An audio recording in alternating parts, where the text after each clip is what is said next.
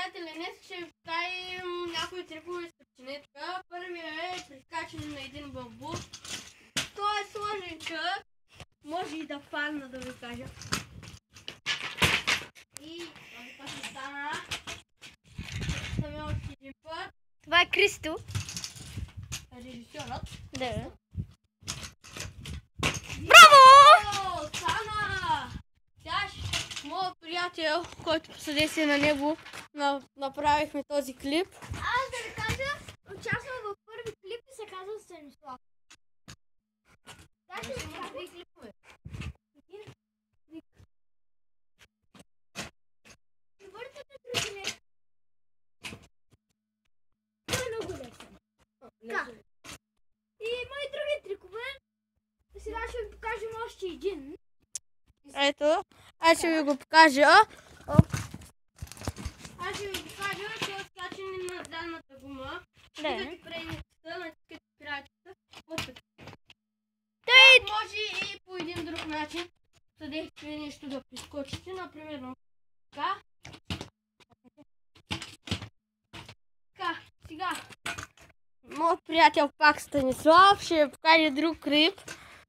Който не знам дали се получи, защото го учи отскоро. От няколко дни. Вижда съм рътнала.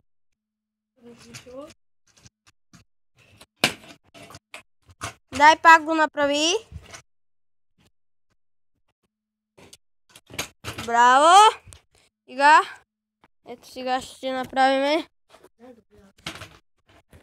Сега ще направим. Ще направим, примерно, двоен скок, който е бая трудничък. Значи, изисква скок и после трябва да дигнете и да почнете да покачите тук, пускате и пак скок. Той е много труден този трик. Този скок се нарича двоен скок, защото имате два скок. Скок. Да въртаме. Той го измисли. Скачаме. Скок. Така. Да, по съдействие аз го измислих. И за това. Ето сега Станислав. Той ще снима. Сега се опитам да скоча. Изчакайте. Пак ще тръгвам. От тук. Така, вижте слагате. И скачате. По съдействие. Сега той още няколко ще ви покаже, защото ще се опитам да направим няколко трика с родери. Да. И той учи да се вземе там нещата. Сега. Има много трикове за начинаещи, но аз просто не ги знам. Защото скоро почнах да карам печенетка. Така. Сега пак се опитам да скоча. Но... Така. Ето. Така. Този със скока е много труден. Би се получил с байкърска печенетка от тези деца са от 300 лева, да, не 300. Според мен няма значение. Така. Пожелайте ми късмет. Да. И така, Браво! Браво на него! сега ще ви Къде е той? Той изправяте назад на събука и скачате. Напред.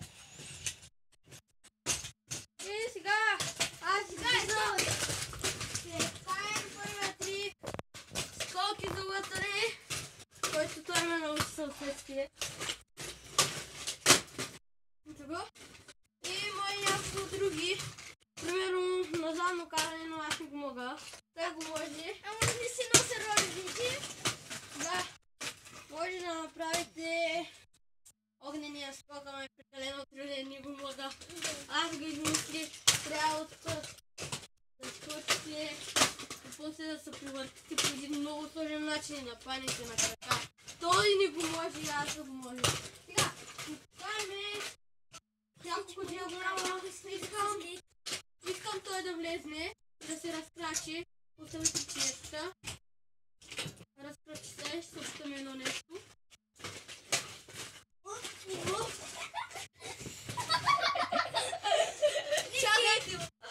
Чакайте малко, че стана малко това. Се ударих, няма нищо. Дай пак.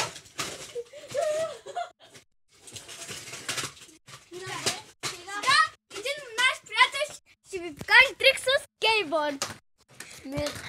Давай, Крис. Така. Ето с бутонки.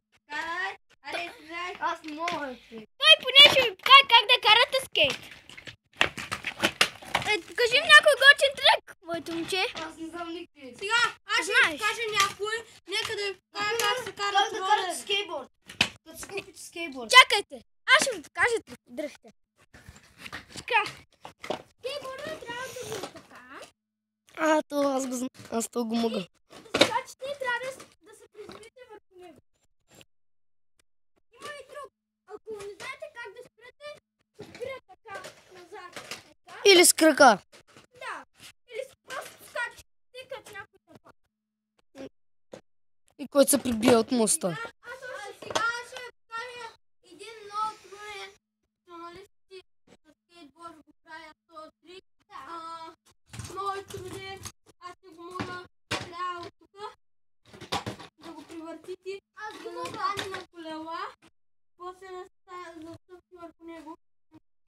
Много труден. Ето А- така. И да стъпите върху него. Аз ще ви покажа един трик, Никола. който да не се получи. Така. Мога така да скоча и пак да се чуя. Така. Видяхте? Сега. Сега, ако можете да направите този трик, който той и аз ви показахме, след по един лайк много ясно. Аз ще ви покажем предно повъртане на двете колела. Стигате напред и почвате да превъртате.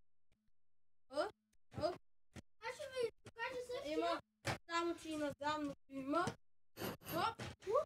Сега аз ще ви покажа същия трик, но по-добре.